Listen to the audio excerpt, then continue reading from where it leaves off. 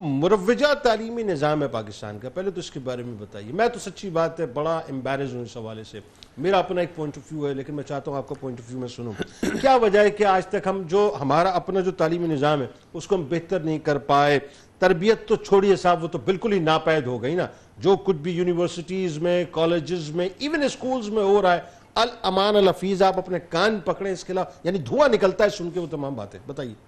بسم اللہ الرحمن الرحیم۔ یقیناً تعلیم و تربیت جو ہے وہ ایک ایسی بنیاد ہے معاشرے کی اور معاشرے کے افراد کی کہ اس کے بغیر کسی بھی معاشرے کا ڈھانچہ اور جو اسٹرکچر ہے وہ قائم نہیں ہو سکتا ہے۔ تعلیم و تربیت کی طرف اگر قرآن کریم کا آپ اشارہ دیکھیں، ہم اس مروجہ نظام تعلیم پر اور تربیت پہ ہم بات کر رہے ہیں، تو شاید کسی کے ذہن میں ہو کہ بھائی میٹرک میں جا کے کوئی اس کی تربیت ہوگی، کوئی بڑا مفکر بننے کے بعد کوئی اس کی تربیت ہوگی۔ قرآن جو اشارہ دے رہا ہے وہ یہ ہے کہ اس پورے معاشرے کو بچوں کی تعلیم و تربیت کے لیے کہاں سے سنجیدہ ہونا چاہیے اور اس کا آغاز کہاں سے ہونا چاہیے، کہ قرآن اشارہ دیتا ہے کہ حضرت زکریہ علیہ السلام نے جب بیٹے کی دعا کی نا تو ساتھ میں کہا کہ وَجْعَلْهُ رَبِّ رَضِيًّا،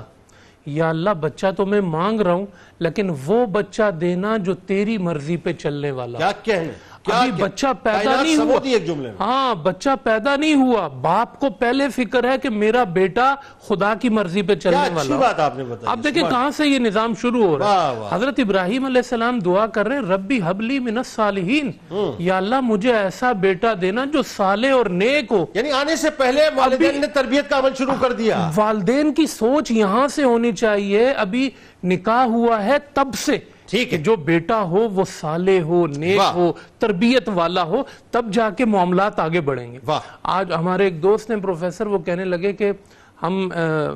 پاکستان کے تعلیمی اداروں کی اگر بات کر رہے ہیں تو کہا میں دیکھتا ہوں کہ جو بچے آ رہے ہیں ان کا جو ذہن ہے اور ذہنی سطح ہے وہ اتنی میٹیریلسٹ ہے کہ وہ آتے ہی اس وجہ سے ہیں، یعنی والدین کی طرف سے ان کو یہ سوچ نہیں کہ آپ نے جا کے کوئی اچھا انسان بننا ہے، با اخلاق بننا ہے، اچھا مسلمان بننا ہے، اچھا مسلمان، کوئی اچھا کردار آپ کا ہو۔ صرف ایک ڈگری تک اس کی سوچ ہوتی ہے کہ وہ کیسے حاصل کی جائے گی اور کیسے جو ہے وہ اپنی دنیا کو وہ قائم۔ جب بچہ یہی سوچ لے کر آتا ہے اور کہا یہ بتدریج یہ چیز بڑھتی جا رہی ہے ایسا ہی، بلکہ ابھی دیکھیں نا ہمارے یہاں جو سبجیکٹس میں بھی مختلف ہے، آپ دیکھیں سبجیکٹس کے اندر جو ہے ان کی جو برانچز ہونا شروع ہو گئی ہیں، ان برانچز میں بھی اب اسٹوڈنٹ اگر کسی یونیورسٹی میں ایڈمیشن لیتا ہے تو وہ سب سے پہلے یہ دیکھتا ہے کہ جی میں نے اگر یہ 4 سال لگانے ہیں، ان 4 برسوں کے بعد میں کھڑا ہوا کہاں پہ ہوں گا، کون سی کمپنی مجھے ہائر کرے گی، کتنا پے اسکیل ملے گا، یعنی ٹوٹل اورینٹیشن جو ہے وہ پیسہ کمانے کے حوالے سے۔ پھر اس میں آپ یہ دیکھیں کہ جو تعلیمی اداروں کے اندر ہم دیکھیں کہ آپ کی اپنی زبان نہیں ہے جس میں آپ پڑھانا چاہ رہے ہیں، انگریز سے آپ متاثر ہیں، زبان اس کی لے کر آ رہے ہیں، نظام تعلیم آپ اس کا لے کر آ رہے ہیں۔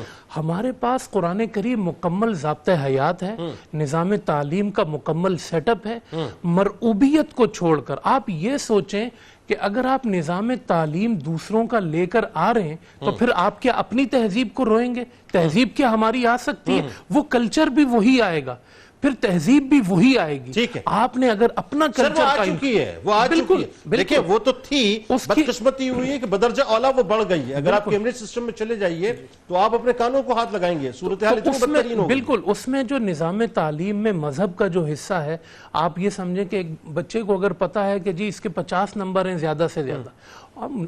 آئے نہ آئے، اس پھر پوری اسلامیات کے اندر بھی اخلاقیات کتنی سی ہے، بالکل معدوم سی ہے۔ آپ دیکھیں سی ایس ایس کا جو امتحان ہے